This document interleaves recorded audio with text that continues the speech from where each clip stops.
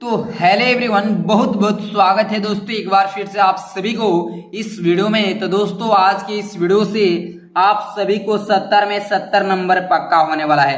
तो दोस्तों जो बोर्ड ने आपको जारी कर दिया था मॉडल पेपर 2023-24 का, उस मॉडल पेपर का ए टू जेड सॉल्यूशन आज की इस वीडियो में मिलने वाला है, ताकि आप 70 में 70 नंबर पक्का कर लीजिए। 2024 की अगर आप भी तैयारी कर रहे हैं तो 70 में 70 नंबर आज की इस वीडियो से पक्का कर लीजिए।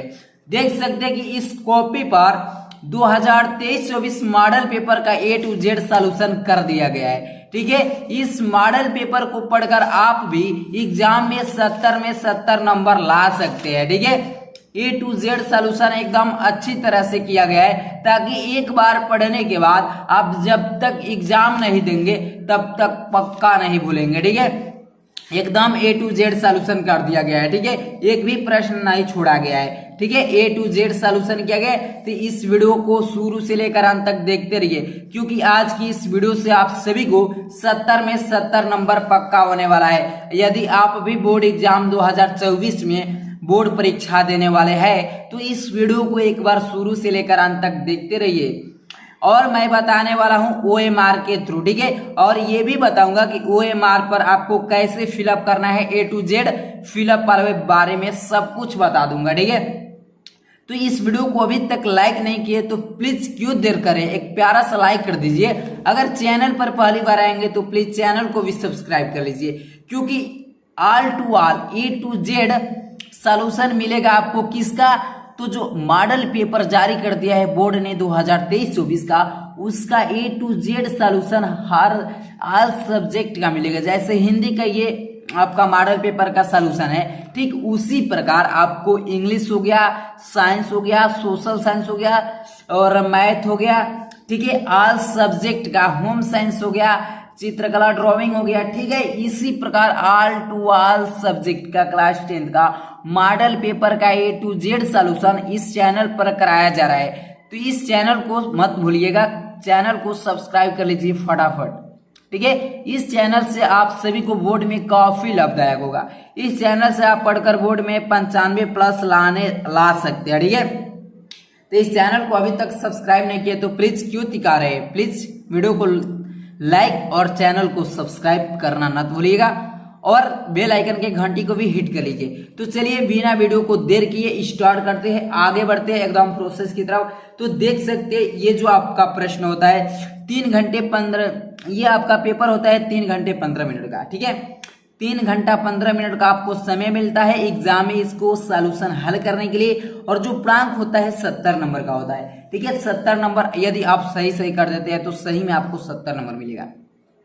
यहाँ पर निर्देश में देख लेते हैं, निर्देश को पढ़ना जरूरी है। निर्देश को पढ़ने से हमको ये पता चलता है कि क्या हमको एग्जाम में गलती नहीं करना है। ठीक है, तो निर्देश को पढ़ना आपको जरूरी है। यहाँ पर लिखा गया कि प्रारंभ के 15 मिनट परीक्षार्थियों को प्रश्न पढ़ने के लिए निर्धारित है। ठीक है, और प्रश्न पत्र जो है आपको खंड आ और खंड ब 2 खंडों में विभाजित है। जैसे यहाँ पर देख सकते हैं, खंड आ लिखा गया है ना, खंड आ से 20 नंबर पक्का हो जाएगा और खंड ब से 50 नंबर। वही बात यहाँ पर लिखा गया है कि ये जो प्रश्न पत्र है 2 खंड में विभाजित है, अ और ब। ठीक, और यहाँ पर नीचे देख लेते हैं कि प्रश्न पत्र के खंड अ में बहुविकल्पी प्रश्न है, जिसमें से सही विकल्प का चयन करके OMR शीट पर नीले अथवा काले बॉल पॉइंट पेन से सही विकल्प व गोले को पूर्ण रूप से काला करें। जैसे यही आपका OMR शीट है, इसी OMR शीट पर बहुविकल्पी प्रश्नों को आपको फिलअप करना है। और कैसे करना है, ये ए टू जेड डाउट को हम क्लियर करते चलेंगे। सिर्फ आपको क्या करना है, इस वीडियो में आखिरी तक बने रहना है। ठीक है, तो अब आगे देख सकते हैं क्या लिखा गया है। आगे लिखा गया है कि खंड अ में बहुविकल्पी प्रश्न है, तो प्रत्येक प्रश्न के लिए 1 अंक निर्धारित किया गया है। 20 बहुविकल्पी प्रश्न 20 नंबर, प्रत्येक प्रश्न 1 नंबर। और नीचे लिखा गया है कि प्रश्न पत्र के खंड अ के प्रश्नों को हल करने हेतु 1 घंटा तथा खंड ब के प्रश्नों को हल करने हेतु 2 घंटे का समय निर्धारित है। ये आपको ये ऐसे मतलब कह दिया गया है कि 1 घंटा में आपको 20 बहुविकल्पी प्रश्नों को हल कर लेना है, और जो 2 घंटा आपको बच रहा है उतना में ब खंड ब को हल करना है। ये आपको ये ऐसे नहीं करना है। मान लीजिए कि आप अगर 45 मिनट में खंड अ को कर लिए तो ये नहीं है कि आप 1 घंटे तक बैठे रहिए, नहीं, ऐसी कोई भी बात की आपको आवश्यकता नहीं है। मतलब कह दिया गया है आपको कि 1 घंटा तक ये टाइमिंग है, ठीक है।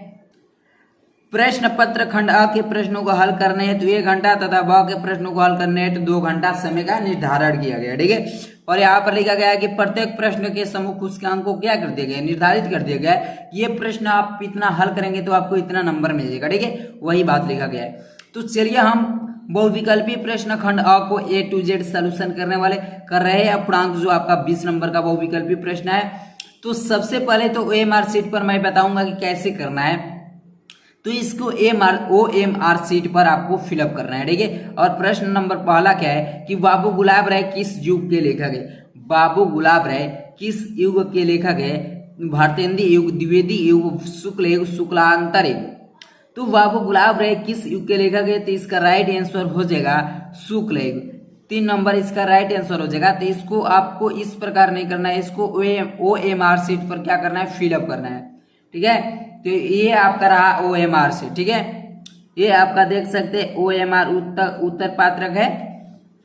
यहाँ पर सबसे पहले इसको फिलअप करना होता है। यहाँ पर जनपद कोड दिया जाता है, ठीक है। आपके जिले का कौन सा कोड है वो आपको यहाँ पर फिलअप कर देना है। जैसे 82 हमारे जिले का कोड है तो मैंने यहाँ पर फिलअप कर दिया है। यहाँ पर लिखना है विद्यालय का नाम, ठीक है। विद्यालय का नाम हमने लिख दिया है अवश्य, मतलब विद्यालय का नाम है वहां पर लिख दीजिएगा, ठीक है। और यहाँ पर विद्यालय कोड लिखना होता है, विद्यालय कोड लिखना होता है। जैसे मैं यहाँ पर एग्जाम्पल के थ्रू कुछ भी लिख दिया हूँ विद्यालय कोड, ठीक है। आपको सही सही भरना है विद्यालय कोड, विद्यालय का नाम, जनपद कोड, ठीक है। अब यहाँ पर देख सकते हैं लिखा गया है परीक्षा तिथि, ठीक है।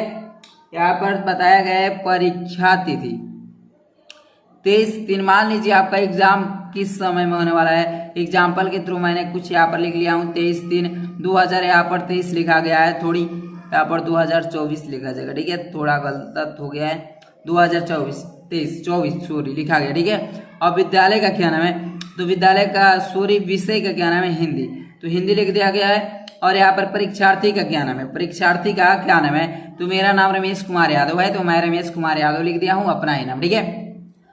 अब यहाँ पर आता है अनुक्रमांक। आपको तो अनुक्रमांक मिलेगा यानी रोल नंबर तो मिलेगा कुछ ना कुछ, ठीक है। तो उस रोल नंबर को आपको यहाँ पर फिलअप करना होता है। मैंने एग्जाम्पल के थ्रू 1 2 3 4 5 6 7 9 एग्जाम्पल के थ्रू कुछ ले लिया हूँ, ठीक है। अब एक है, इसको कैसे भरना होता है मैं आज की इस वीडियो में अभी देख लीजिए कैसे भरा जाता है, ठीक है। अब यहाँ पर एक है, क्या पर है, तो एक है। तो अब इसमें देखेंगे कि एक कहाँ पर है, तो एक यहाँ पर भी है, एक यहाँ पर, यहाँ तक तो एक ही है। तो एक कहाँ भरेंगे, किसको इसमें भरेंगे, तो सबसे ध्यान देना है ये कितने नंबर पर है। ये जो रोल नंबर ये एक है कितने नंबर पर, 1 नंबर पर है ना, तो एक वाले में 1 नंबर पर 1 नंबर वाले के काला कर दीजिए। अब 2 है तो 2 नंबर में 2 नंबर कहाँ पर है, ये है तो इसको फिलअप कर दीजिए। 3 है तो 3 में यहाँ पर 3 को कीजिए क नंबर पर, 1 2 3 नंबर पर है तो 1 2 3 नंबर पर गिन के कर दीजिए। ये 4 है तो 4 नंबर को काला कीजिए, कितने नंबर पर है, 1 2 3 4 4 नंबर है तो 1 2 3 4 4 नंबर पर करके इसी प्रकार आपको क्या करना है, कल्ला कर देना है, ठीक है। अब बात आती है यहाँ पर विषय कोड। आपको विषय कोड मिलता है, ठीक है, तो उसको यहाँ पर लिख देना है आपको। जैसे 121 मैं एग्जाम्पल के थ्रू ले लिया हूँ। अब यहाँ पर 1 है ना तो 1 इसको फिलअप करते हैं। देखो यहाँ पर भी 1 हो गया है फिलअप पर, यहाँ पर भी 1 हो गया है फिलअप। तो ये कैसे पता करना है, देखो ये 1 यहाँ पर फिलअप किया गया है ना, तो ये कितने नंबर पर है, 1 में 1 नंबर पर है ना, तो सबसे पहले 1 नंबर पर इसी को रखना है। ये 2 नंबर पर है तो 2 नंबर पर 2 यहाँ पर हो गया तो इसको फिलअप। ये 1 जो है लेकिन 3 नंबर पर है, 1 2 3 नंबर पर है ना 1, तो यहाँ पर गिनिए 1 2 3 नंबर पर 1 है तो इसको फिलअप कर दिए। इस प्रकार फिलअप किया जाता है, ठीक है। और बात आती है यहाँ पर वार्षिक की। क्या, वार्षिक यानी परीक्षा आपका किस वार्षिक हो रहा है, अर्धवार्षिक हो रहा है, वार्षिक हो रहा है, प्री बोर्ड। यदि आप दिए होंगे तो पता होगा, अर्धवार्षिक जैसे दे रहे हैं आप, अर्धवार्षिक तो दे दिए होंगे तो अर्धवार्षिक में क्या फिलअप करना होता है, तो अर्धवार्षिक को फिलअप कर दीजिए। यदि वार्षिक दे रहे हैं तो क्या करना है, वार्षिक। यदि आप बोर्ड एग्जाम देंगे तो वार्षिक पर करेंगे, अर्धवार्षिक तो अर्धवार्षिक और फ्री बोर्ड तो फ्री बोर्ड को, ठीक है। अब यहाँ पर कक्षा है, क्लास है कि आप कितने क्लास में पढ़ते हैं, तो यहाँ पर लिख दीजिए 10। यदि 10th में पढ़ते हैं तो 10th, यदि 12th में पढ़ते हैं तो 12th। लेकिन 10th में OMR शीट मिलता है, 12th में नहीं मिलता है। तो 10th यहाँ पर लिख दीजिए और यहाँ पर 10th है तो इसको फिलअप कर दीजिए, ठीक है। और बात आती है यहाँ पर पंजीकरण संख्या, ठीक है। आपको पंजीकरण संख्या मिलेगा, आपका जो एडमिट कार्ड मिलेगा उस एडमिट कार्ड पर मिलेगा पंजीकरण संख्या, उसको लेकर इस प्रकार फिलअप कर देना, ठीक है। अब हम अपने मेन मुद्दे पर बात करते हैं। यहाँ पर देख सकते हैं लिखा गया है कि सही प्रश्नोत्तर के गोले को काले बॉल पॉइंट पेन का प्रयोग करके बिल्कुल सही तरीके से पूर्ण रूपेण काला किया जाए, ठीक है। एकदम सही तरीका से करना है आपको। प्रश्नोत्तर के चारों विकल्पों में से जो सही हो उस गोले को काला करें, ठीक है। अब यहाँ पर देख सकते हैं ये आपका प्रश्न नंबर था, ये प्रश्न पहला था कि बाबू गुलाब राय किस युग के लेखक है, तो इसका राइट आंसर 3 नंबर है। तो अब पहला का यहाँ पर जो ABC का मतलब 3 नंबर ही हुआ, तो 3 नंबर का मतलब C हुआ, तो C नंबर को क्या करना है, काला कर देना है, ठीक है। अब बात करते हैं प्रश्न नंबर दूसरा पर, ठीक है, कि चिंतामणि किस विधा की रचना है, निबंध, कविता, नाटक की कहानी। तो ये जो चिंतामणि है किस विधा की रचना है, तो ये निबंध, ठीक है, क्या है, निबंध है। तो आपको कैसे OMR शीट पर फिलअप करना है, दूसरका का पहला सत्य है ना, तो यहाँ पर क्या लिख देंगे, दूसरका का पहला को क्या कर देंगे, काला कर देंगे, ठीक है। इसी प्रकार सभी को काला कर देंगे। चलिए मैं केवल इसी पर टिक लगा दे रहा हूँ, ठीक है। आपको जो भी विकल्प सत्य होगा उसको क्या करना है, OMR शीट में उसी नंबर पर क्या करना है, जाकर उस विकल्प को काला कर देना है, ठीक है। अब मैं बात करता हूँ 3 नंबर पर कि गबन किसकी रचना है। गबन किसकी रचना है, मुंशी प्रेमचंद्र, जयशंकर प्रसाद, निराला, हरिकृष्ण। तो गबन किसकी रचना है, तो इसका राइट आंसर ए नंबर हो जाएगा मुंशी प्रेमचंद्र। क्या हो जाएगा, मुंशी प्रेमचंद्र। इसका राइट आंसर 3 का ए नंबर हो जाएगा। तो ये क्या करेंगे, OMR शीट में यहाँ पर 3 नंबर का ए को क्या कर देंगे, काला कर देंगे। ये बात हमारी जो भी मैं बात बता रहा हूँ ये आप सबको समझ में आ गया होगा, उम्मीद करता हूँ, ठीक है। तो क्या करना है, आप सबको उम्मीद समझ में आ गया, तो आपको इसी प्रकार क्या करना है, फिलअप कर देना है, ठीक है। तो टाइम को बिना व्यस्त किए हम इसी पर आपको क्या करता हूँ, ट्रिक लगवा देता हूँ कि इसका कौन सा राइट आंसर हो जाएगा। और बात करते हैं 4 नंबर कि शुक्ल युग की समयावधि क्या है। शुक्ल युग की समयावधि क्या है, तो इसका राइट आंसर V नंबर हो जाएगा। क्या हो जाएगा, 1919 से लेकर 1938 तक क्या है, शुक्ल युग की समयावधि है, ठीक है। और बात करते हैं प्रश्न नंबर 5 पर कि नीड़ का निर्माण फीड किस विधा की रचना है। नीर का निर्माण फीड किस विधा की रचना है, तो जो ये 5 नंबर है इसका राइट आंसर हो जाएगा V नंबर। V कौन सा है, आत्मकथा, ठीक है। V आत्मकथा हो जाएगा इसका राइट आंसर। अब बात करते हैं 6 नंबर पर कि प्रिय प्रवास किस युग की रचना है। प्रिय प्रवास किस युग की रचना है, द्विवेदी युग, वर्तेंदी युग, प्रगतिवादी युग, छायावादी युग। तो इसका राइट आंसर ए नंबर हो गया द्विवेदी युग। क्या हो जाएगा, द्विवेदी युग इसका राइट आंसर हो जाएगा। अब बात करते हैं प्रश्न नंबर 7 पर। प्रश्न नंबर 7 क्या है कि मधुशाला किसकी रचना है। मधुशाला किसकी रचना है, रामधारी सिंह दिनकर, हरिऔध जी की, हरिवंश राय बच्चन, सुमित्रा नंदन पंत। तो इसका राइट आंसर क्या हो जाएगा, तो इसका राइट आंसर C नंबर हो जाएगा, हरिवंश राय बच्चन। हरिवंश राय बच्चन। मधुशाला किसकी रचना है, तो हरिवंश राय बच्चन हो जाएगा, ठीक है। और बात करते हैं प्रश्न नंबर 8 पर। प्रश्न नंबर 8 आपका क्या है कि भारत भारती किसकी रचना है। भारत भारती किसकी रचना है, सियाराम शरण गुप्त, मैथिली शरण गुप्त, जयशंकर प्रसाद, महादेवी वर्मा। तो भारत भारती ये मैथिली शरण गुप्त जी की क्या है, रचना है, ठीक है। और बात करते हैं प्रश्न नंबर 9 पर। प्रश्न नंबर आपका 9 क्या है कि आधुनिक काल कब से कब तक चला है। आधुनिक काल कब से कब तक चला है, तो सन 1843 से अब तक, 1643 से 1843, 1918 से 1936, 1936 से 1943। तो आधुनिक काल कब से कब तक चला है, तो 1843 से अभी तक चल ही रहा है। तो ये आधुनिक काल है, क्या है, ये आधुनिक काल है। तो इसका राइट आंसर क्या कहेंगे, पहला हो जाएगा 1843 से लेकर अभी तक, ठीक है, यानी फर्स्ट नंबर इसका राइट आंसर हो जाएगा। अब बात करते हैं प्रश्न नंबर 10 पर कि मतीराम किस युग के कवि है। मतीराम किस युग के कवि है, आधुनिक काल के, आदिकाल के, भक्ति काल के, रीति काल के। तो इसका राइट आंसर क्या हो जाएगा, D नंबर हो जाएगा, रीति काल। क्या हो जाएगा, रीति काल हो जाएगा, ठीक है। और बात करते हैं प्रश्न नंबर अगला पर। अभी आप 11 नंबर प्रश्न है कि हास्य रस का अस्थायी भाव क्या होता है। हास्य रस का अस्थायी भाव क्या होता है, शोक होता है, रति होता है, हास होता है, निर्वेद होता है। तो हास्य रस का अस्थायी भाव हास होता है, क्या होता है, हास होता है। तो इसका राइट आंसर 3 नंबर हो जाएगा। और बात करते हैं प्रश्न नंबर 12 कि सुहत ओढ़े पिटपट, सुहत ओढ़े पिटपट, श्याम सलोने गात, सुहत ओढ़े पीठ पर श्याम सुलोने गात, मनु नीलमणि शैल पर आतप परियो प्रकाश। उपरोक्त पंक्ति में कौन सा अलंकार है भाई? सुहत ओढ़े पीठ पर श्याम सुलोने गात, मनु नीलमणि शैल पर आतप परियो प्रकाश। इस पंक्ति में कौन सा अलंकार है? उपमा अलंकार है, उत्प्रेक्षा अलंकार है, रूपक अलंकार है कि श्लेष अलंकार है? तो इसका राइट आंसर क्या हो जाएगा? तो उत्प्रेक्षा अलंकार है। क्या है? इस पंक्ति में उत्प्रेक्षा अलंकार है। सुहत ओढ़े पीठ पर श्याम सुलोने गात, मनु नीलमणि शैल पर परियो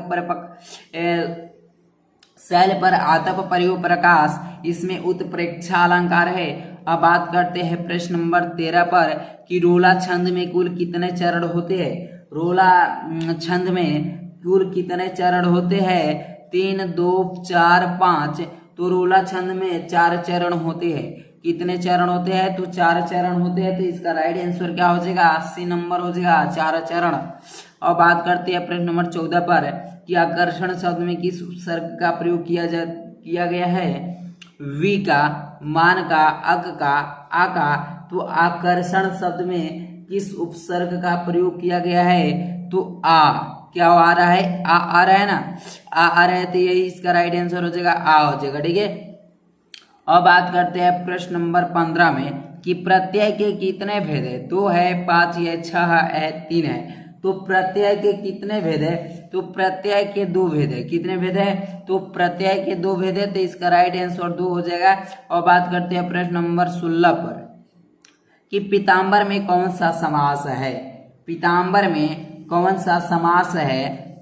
कर्मधारय समास, द्वंद्व समास, बहुव्रीहि समास, तत्पुरुष समास। तो पीताम्बर में कौन सा समास है?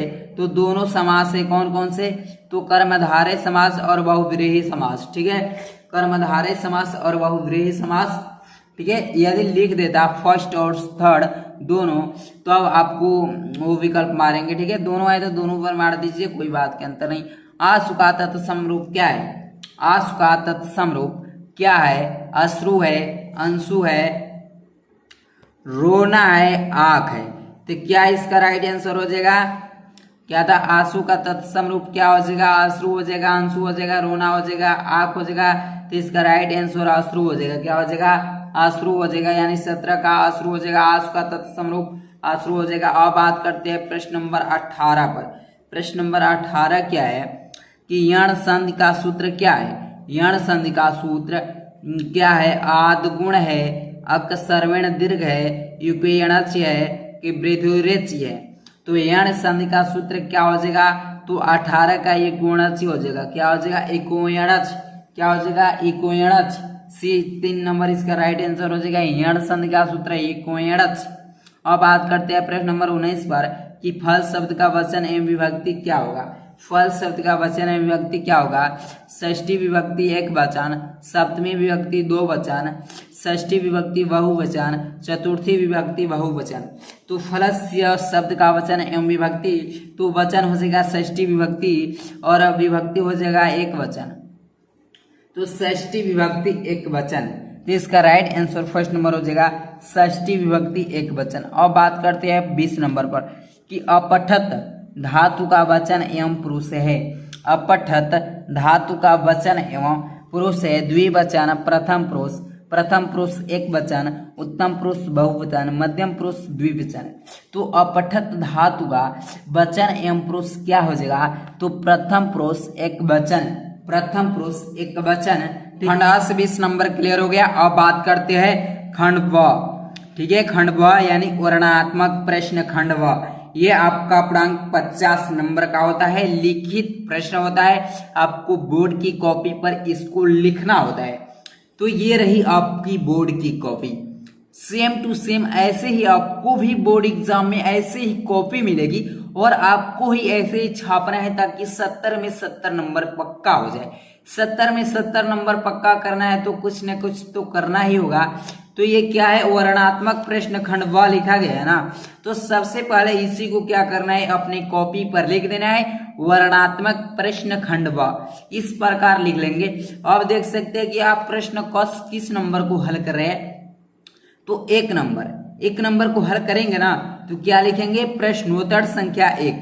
इस प्रकार आपको हेडिंग डाल लेना है, प्रश्नोत्तर संख्या 1। ठीक है, इस प्रकार हेडिंग डालेंगे। ठीक है, और ये प्रश्न देख सकते हैं 6 नंबर यहाँ से मिलेगा। कितने नंबर? 6 नंबर। यहाँ पर लिखा गया है कि निम्नलिखित गद्यांश, ये जो आपका दिया गया है गद्यांश है, इस गद्यांश पर आधारित 3 प्रश्न दिए जाएंगे और प्रत्येक प्रश्न 2 नंबर का यानी 6 नंबर का, और तीनों प्रश्नों का उत्तर देना है आपको इस पद्यांश को पढ़कर। तो प्रश्न क्या है? कह रहे कि उपयुक्त गद्यांश का संदर्भ लिखिए। ये जो आपका गद्यांश देना है इसका संदर्भ लिखना है। गद्यांश के रेखांकित अंश की व्याख्या, जो ये रेखांकित कर दिया गया है ना, इसकी व्याख्या आपको करना है। ठीक है, और एक और प्रश्न है, देख लेते हैं। और ये प्रश्न है कि लेखक के अनुसार समाज में विभिन्नता रहकर लोग एक दूसरे को क्यों आकर्षित करते, इसका उत्तर कैसे देंगे? एक बार पद्यांश को गद्यांश को पढ़ना होगा। ठीक है, एक बार गद्यांश को पढ़ेंगे तो मैं कैसे बताता हूँ कि यहाँ से पढ़ने से क्या फायदा होगा। देखिए, अब यह कोई बात नहीं है कि एक स्वभाव और रुचि के लोगों में ही मित्रता हो सकती है। कह रहा है कि यह कोई बात नहीं है कि एक स्वभाव और रुचि के लोगों में ही मित्रता हो सकती है। समाज में विभिन्नता देखकर लोग एक दूसरे को आकर्षित होते हैं। जो गुण हम में नहीं है, हम चाहते हैं कि कोई ऐसा मित्र मिले जिससे वे गुण हो।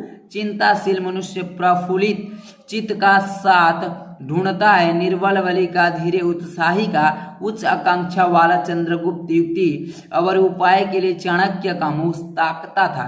नीति विशारद अकबर मन बहलाने के लिए बीरबल की ओर देखता था।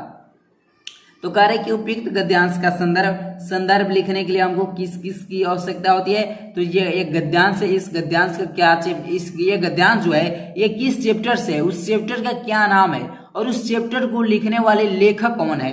तो गद्यांश में ये 2 बातें हमको ध्यान में रखनी होती है, तभी हम संदर्भ को लिख पाएंगे। ठीक है, तो संदर्भ के लिखने के लिए क्या क्या आवश्यकता है? तो जो ये गद्यांश है, गद्यांश किस चैप्टर से लिया गया है और उस चैप्टर का क्या नाम है, और उस चैप्टर को लिखने वाले लेखक कौन से है। ठीक है, तो उसका संदर्भ कैसे लिखेंगे, आइए एकदम इजीली तरीके से मैं बताता हूँ। ठीक है, तो सबसे पहले आपको क्या लिखना है, ये आप गद्यांश लिख रहे हैं ना, तो सबसे पहले संकेत लिखेंगे कि यह कोई बात नहीं, डॉट डॉट कर देंगे और देखता था। ठीक है, जो ये गद्यांश है, इस गद्यांश का 2-3 वर्ड लिख लीजिए और अंतिम वाला 2-3 वर्ड लिख लीजिए। जैसे यहाँ पर मैंने लिखा हूं कि संकेत में यह कोई बात नहीं, डाट डाट की ओर देखता था, इस प्रकार लिख लिया।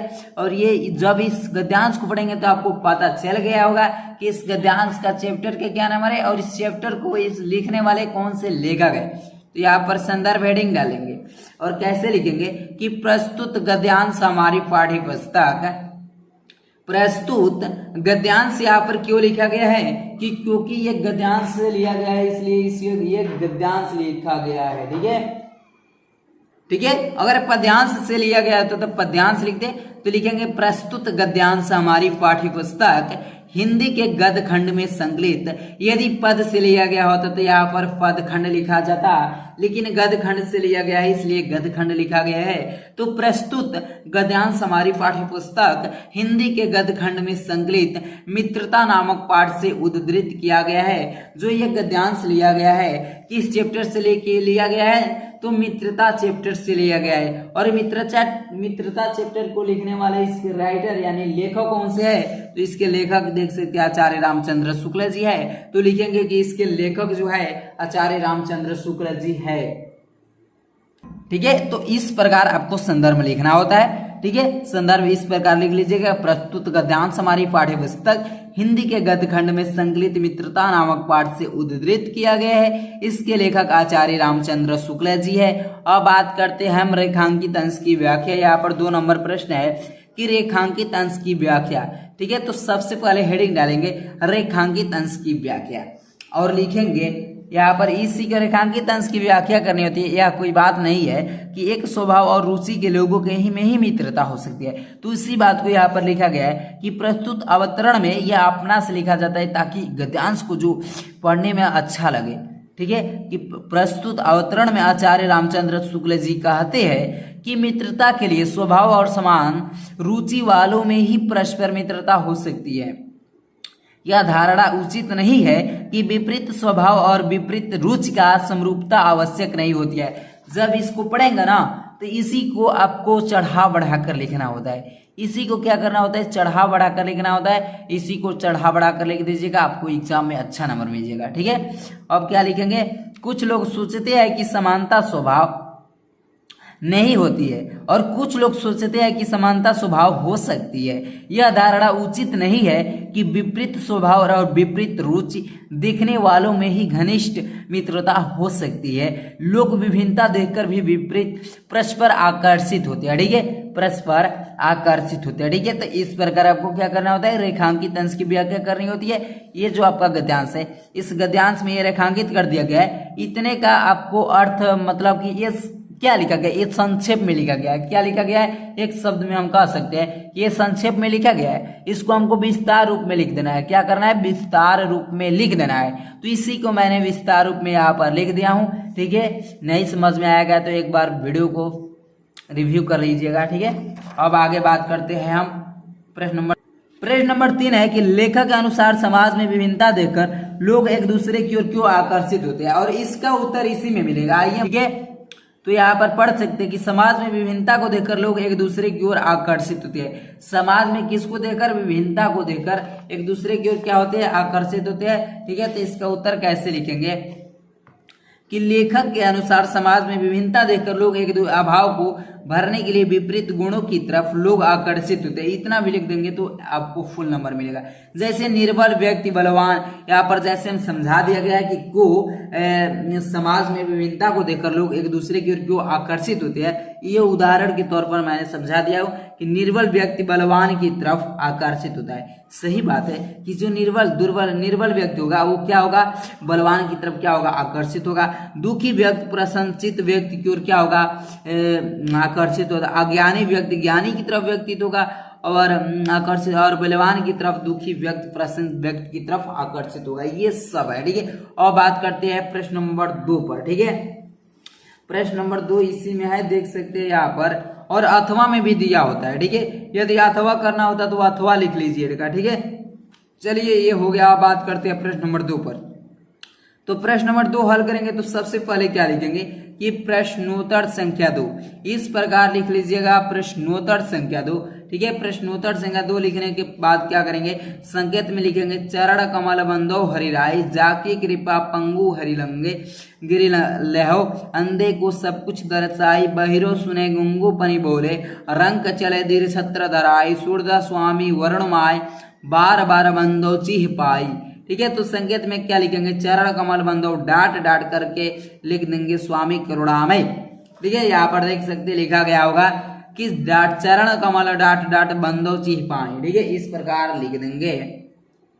अब बात करते हैं इसमें प्रश्न, इसमें भी 3 दिया होगा, तो उपयुक्त पद्यांश का संदर्भ लिखे। तो संदर्भ मैंने बताया कि क्या किस किस की आवश्यकता होती है कि पद्यांश में चैप्टर क्या नाम है और इस चैप्टर को लिखने वाले लेखक या कॉपी कौन से है। ठीक है, तो यहाँ पर लिखेंगे कि प्रस्तुत पद्यांश हमारी पाठ्य पुस्तक हिंदी के काव्यखंड में संकलित पद शीर्षक से उद्धृत है, जिसके महाकवि सूरदास द्वारा रचित सूरदास महाकवि से लिया गया है, सूर सागर महाकवि से लिया गया है। इस प्रकार इसका क्या कर देंगे, संदर्भ को लिख देंगे। अब उसी को लिखा गया। अब बात करते हैं यहाँ पर व्याख्या, रेखांकित अंश की व्याख्या कह रहा था, तो रेखांकित अंश की व्याख्या में लिखेंगे कि मैं उस भगवान के कमलवत चरणों की वंदना करता हूँ जिसकी कृपा से लंगड़ा व्यक्ति भी पहाड़ों को लांघ जाता है, अंधे को सब कुछ दिखलाई पड़ने लगता है, बहरा मनुष्य सब कुछ सुनने लगता है, और महादरिद्र व्यक्ति भी अपने सिर पर राज छत्र धारण कर लेता है। ऐसे सर्वशक्तिमान करुणामय भगवान के चरणों की बार बार वंदना करता है। ठीक है, इस प्रकार लिख लेंगे। अब यहाँ पर देख सकते हैं प्रश्न क्या है कि ममता द्वारा किस कार्य को ईश्वर की इच्छा करने के विरुद्ध बताया गया है।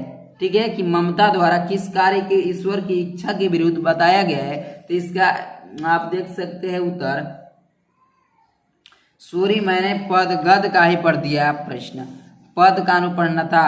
तो उपयुक्त पंक्तियों में कौन सा अलंकार है, उपयुक्त पंक्तियों में कौन सा अलंकार है, तो इस पंक्ति में कौन सा अलंकार है यहाँ पर देख सकते हैं। तो इस पंक्ति में अनुप्रास अलंकार, रूपक अलंकार एवं पूर्णिक विकृत प्रकाश अलंकार है। क्या है, अनुप्रास अलंकार, रूपक अलंकार और पुनरुक्तिक प्रकाश अलंकार है। ठीक है, और बात करते हैं यहाँ पर प्रश्न नंबर 3 पर। ठीक है, प्रश्न नंबर आपका 3 देख सकते हैं यहाँ पर है। और बात करते हैं प्रश्न नंबर 3 पर। ठीक है, तो क्या लिखेंगे सबसे पहले कॉपी पर कि प्रश्नोत्तर संख्या 3। ठीक है, इस प्रकार लिख लेंगे प्रश्नोत्तर संख्या 3। अब यहाँ पर देख सकते हैं कि प्रश्नोत्तर संख्या 3 में क्या है कि दिए गए संस्कृत गद्यांश में से किसी एक का संदर्भ सहित हिंदी में अनुवाद कीजिए। 2 दिया जाएगा अथवा में करके, और एक किसी एक को करना है। यदि ये आपको आ रहा है तो इसको कीजिए, यदि ये आ रहा है तो इसको कीजिए। तो मैं इसको कर रहा हूं तो क्या लिखूंगा, प्रश्नोत्तर संख्या 3। ठीक है, और इसको संकेत में लिख दूंगा कि ऐसा नगरी डॉट डॉट करके भाष्याम कारिता। ठीक है, तो यहाँ पर देख सकते हैं संकेत में लिखा हूं कि ऐसा नगरी डॉट डॉट करते पारसी भाष्याम कारिता, इस प्रकार लिख लेंगे। और इसमें क्या कह रहा है कि गद्यांश में से किसी एक का संदर्भ सहित हिंदी में अनुवाद कीजिए। संदर्भ लिखना है और इसको हिंदी में अनुवाद कर देना है। ठीक है, तो यहाँ पर देख सकते हैं कि प्रस्तुत अवतरण हमारी पाठ्य पुस्तक हिंदी के संस्कृत गणखंड के अंतर्गत वाराणसी नामक पाठ से अवतरित है। इसमें वाराणसी के महत्व का वर्णन है। मतलब जब इसको पढ़ेंगे तो आपको पता चल जाएगा कि किस चैप्टर से लिया गया है। क्या पता चल जाएगा कि किस चैप्टर से लिया गया है, तो ये वाराणसी चैप्टर से लिखा गया है। तो इसके लिख देंगे क्या संदर्भ लिखेंगे, प्रस्तुत अवतरण हमारी पाठ्य पुस्तक हिंदी के संस्कृत गद्य खंड में गद्य के अंतर्गत वाराणसी नामक पाठ से अवतरित है। इसमें वाराणसी के महत्व का क्या किया गया है, वर्णन किया गया है। अब यहाँ पर लिख देंगे, हेडिंग डालेंगे अनुवाद हेडिंग डालेंगे, और क्या लिखेंगे कि ऐसा नगरी भारतीय संस्कृत भाष्याम केंद्र स्थलमस्त। यह नगरी भारतीय संस्कृत और संस्कृत भाषा का केंद्र स्थल है। ठीक है, केंद्र स्थल है। और यहाँ पर देख सकते लिखा गया है, कहाँ पर गया कि इतम एवं संस्कृत वाम्य पंच संस्कृत आलोकम सर्वत्रम प्रसरत। तो क्या लिखेंगे, यही से संस्कृत साहित्य और संस्कृत का प्रकाश सब जगह फैला था। मुगल युवराज दशासिकोह ने यहाँ आकर भारतीय दर्शन शास्त्रों को अध्ययन किया था। वह उनके ज्ञान से ऐसा प्रभावित हुआ कि उसने उपनिषदों का अनुवाद फारसी भाषा में कराया। ठीक है, इस प्रकार आप इसको क्या कर देंगे, अनुवाद कर देंगे।